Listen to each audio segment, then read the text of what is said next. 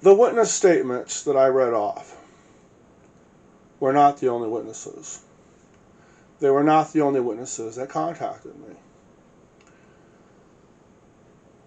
Some of them found out what I was doing and they contacted me and they expected something in return and I couldn't give it to them.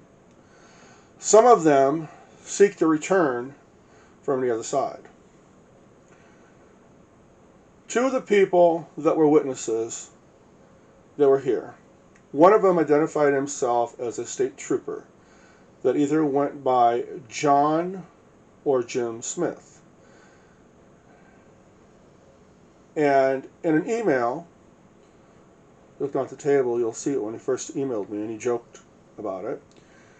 Later, he stated that he was offered a non-disclosure for a very large sum, and so was his relative. The relative also contacted me, and now he won't give a statement either. Now, just about the time that he sent me the email, just afterward, there was a state trooper that passed away from getting hurt in the line of duty. I don't know if it's the same guy, but it's a very good possibility. Now, there has been other witnesses that have come forward that'll talk, but they don't really want to get involved, and they were just curious. Some of them don't want to take the time to write out, the history of what they were a witness to. But I just scattered a bunch of papers there on the table so you can see.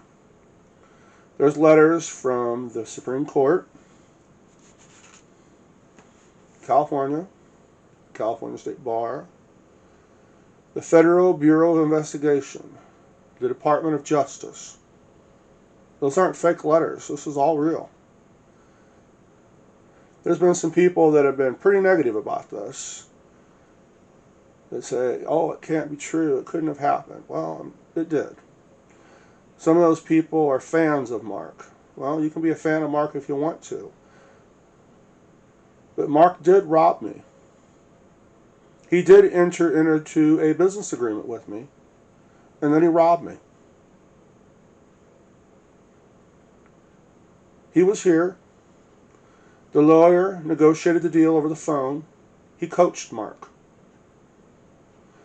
The girlfriend, that's now his wife, came here on the last day and picked up her dog and followed Marc when he left.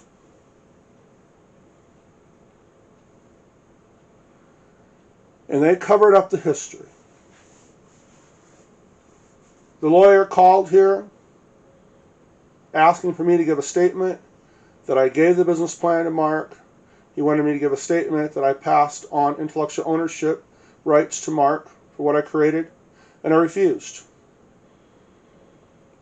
And then a short time later, he gives a statement on TV, totally different. So nobody would know. If it wasn't for me coming forward, nobody would ever know. The true history would have been hidden forever.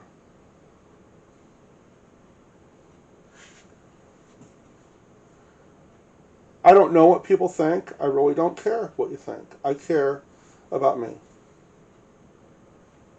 Put yourself in my position of what happened. Do some research and find out what I was trying to do.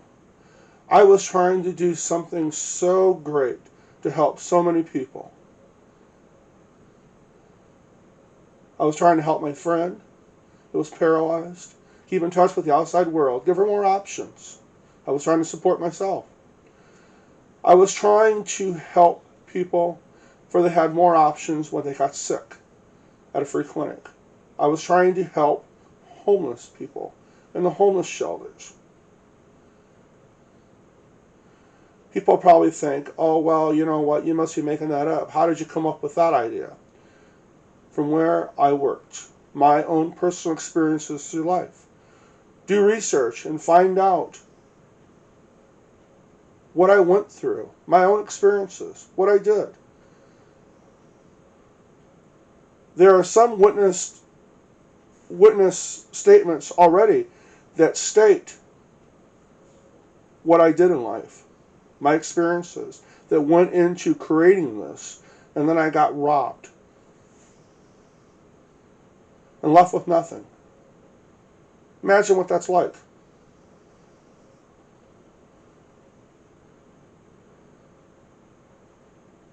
I'm not giving up.